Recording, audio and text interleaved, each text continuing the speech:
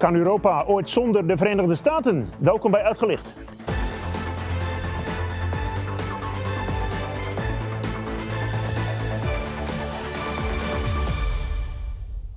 Goedenavond. Met president Donald Trump in het Witte Huis lijken de banden tussen Europa en de Verenigde Staten verslechterd te zijn. Aan de Amerikaanse ambassadeurs in Europa de taak om die relatie te verbeteren. In de studio Piet Hoekstra, Amerikaans ambassadeur in Nederland. Welcome, Mr. Ambassador. It is good to be here. Thank you. Thank you for coming. How would you describe the relation between the Netherlands and the U.S.? Strong and getting better. Getting better? Absolutely. Why?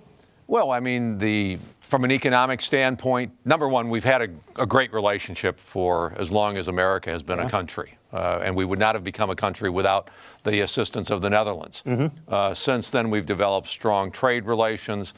We've developed a strong collaboration on national security issues. Culturally, we are tied together. Yeah. So this is a strong relationship. It gets better all the time. You know, in June 4 and 5, we will do the Global Entrepreneurial Summit. This is a program out of the State Department, co-hosted by the Dutch government, coming to Europe for the first time. The White House and the State Department said, if we're going to Europe, we're going to do this in the Netherlands. Okay, so that's a big event. It is a huge event. It's a huge event for the State Department, and it also demonstrates the confidence that America has in its relationship with the Netherlands. Yeah, but you also know there are some people skeptical of your president, Donald Trump. Really? In the Netherlands? You don't meet them here in the Netherlands? Every day. Yeah. Yeah. Does that influence your work? Do you have to tell more to them about what's happening back home? I don't necessarily need to talk to them about what's happening in the United States. I mean, what they're interested in is what's our attitude towards the Netherlands, what's our attitude towards Europe. Yeah. And when we talk about that, I think it's very clear. Yeah. America wants stronger ties with the Netherlands. We want stronger ties with Europe. We believe that to confront the economic challenges in the world today, the way to do it is to have an America and a Europe where the relationship is stronger. If we are going to address the military threats that are out there, the national security threats, a better response is America working with NATO and through NATO than America or Europe trying to do it on its own. Yeah, but you also know Europe also want to be strong and want to be maybe one nation. That's up to Europe. Yeah, that's up to Europe. But is in that case, how does it work with the U.S.? Do you see a United States of Europe? I don't know. I think there's a lot of uncertainty as to whether that is realistic or not. Obviously, there are those in the European Union who want to bring it closer together. Yeah.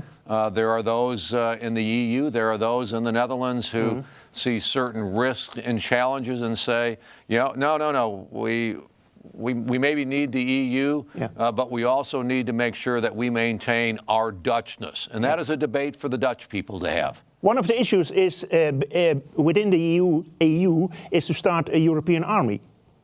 You think that's a good idea? If the Europeans want to create an army, but how are you going to create an army with a bunch of countries that are unwilling to spend and invest with NATO?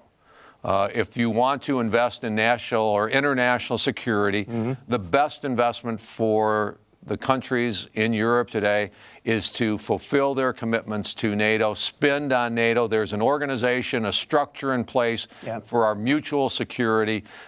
You know, we've identified that. We identified that 70 years ago. That the structure to keep America and NATO safe, to keep peace in Europe, was to have America and Europe united through NATO, and I think that model has worked very well for 70 years. I'm not sure why you would introduce a European army, but if Europe wants to do that, they can do that. But we also hope at that point in time they keep their commitment to NATO. Yeah, you say put more money in defense. Your president also says that to NATO members. The Netherlands is not a good example.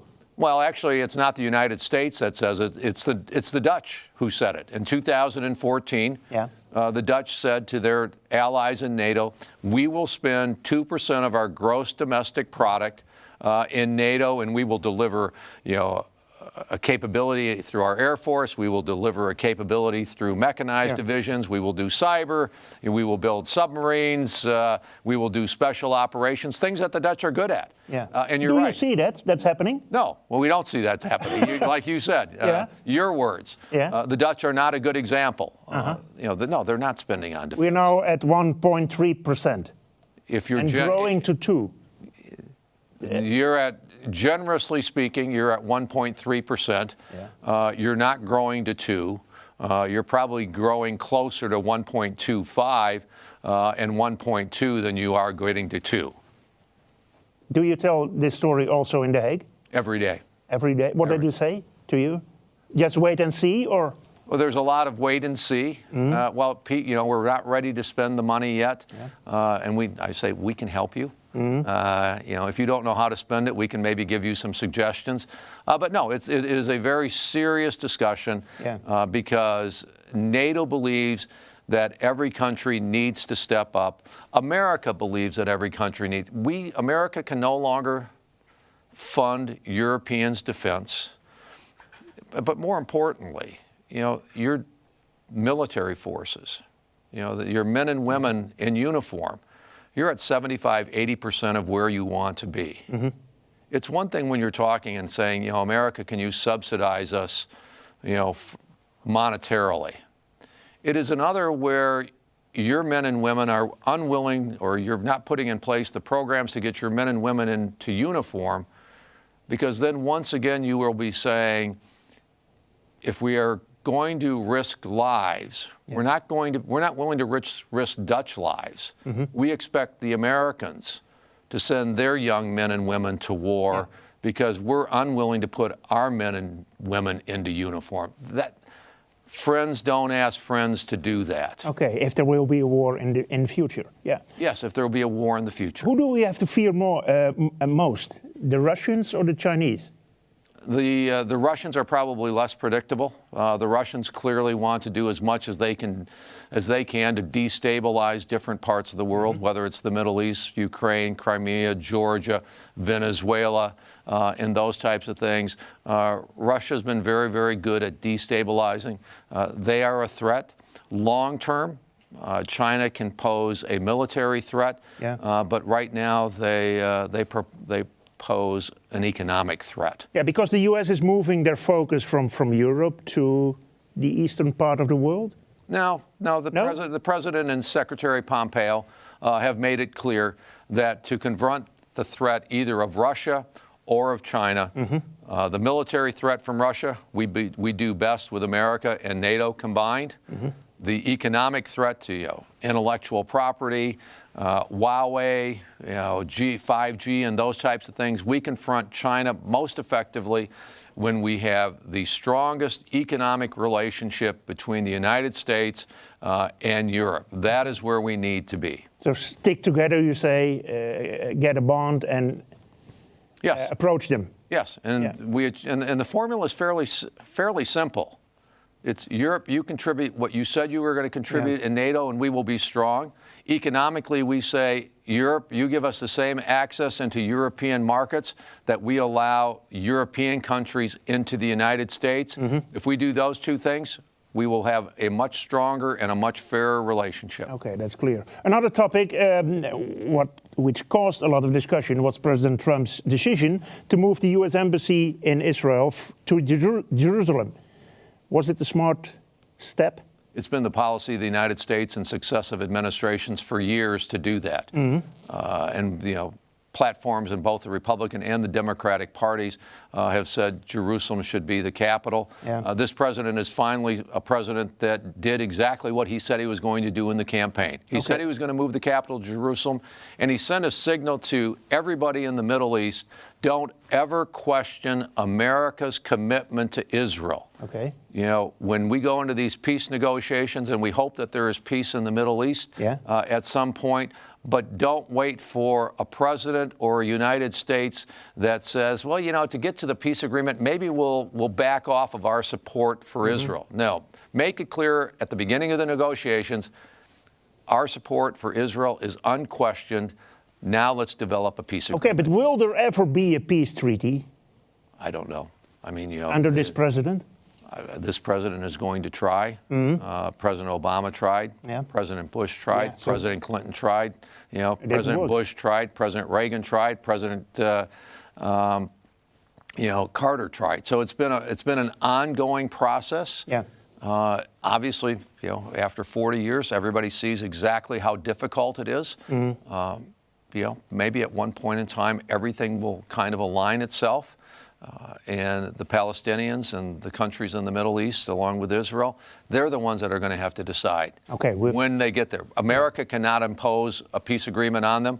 Yeah. Europe cannot impose a peace agreement. They need to get there themselves. Yeah, we can help facilitate. Okay, we'll see how that goes. Your president next month is coming to Europe. He's visiting the D-Day Memorial. Yes.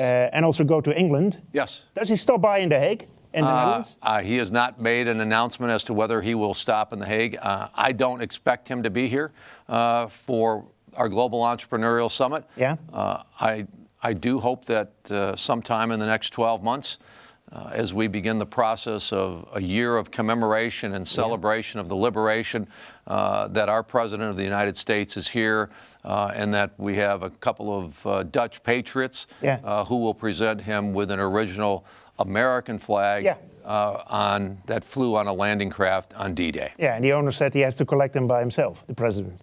The owners have indicated they would feel very, very privileged if the president would pick up the flag here in the Netherlands. Yes. Okay. Next year also there will be elections in your country, presidential elections.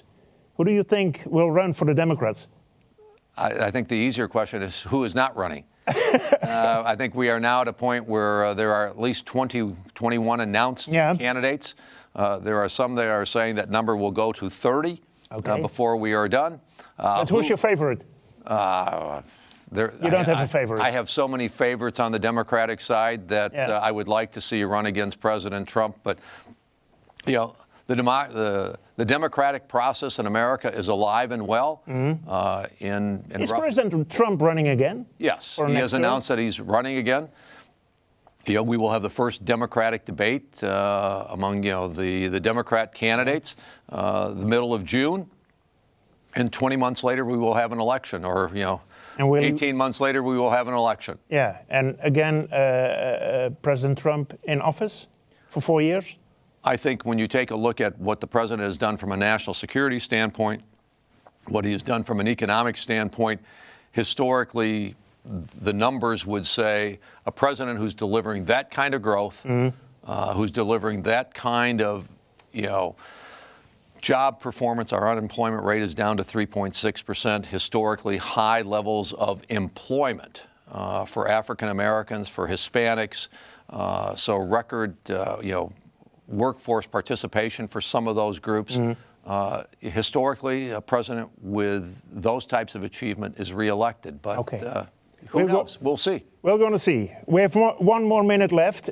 You were born in the Netherlands, in Groningen. Yes. Yeah. Is the Netherlands still, in your eyes, a Christian country? Well, I think most people that I talk will freely admit that the Netherlands at this point is a post-Christian country.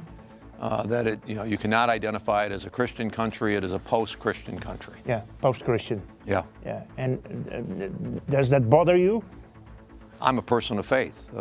Yes, I believe that for a country like the Netherlands to have moved is disappointing. I believe faith is important in everyone's individual life, and also kind of reflects on the character or the soul of a country. Okay. Last question. You're now over a year in the Netherlands. What do you feel most, an American or a Dutchman? I'm an American, but I'm an American who loves being in the Netherlands. Thank you for this conversation, Mr. Hoekstra. Good, thank you. Dit was Uitgelicht voor vandaag. Hartelijk dank voor het kijken. Morgen, bij Leven en Welzijn, zijn we er weer. Graag tot dan. Dag.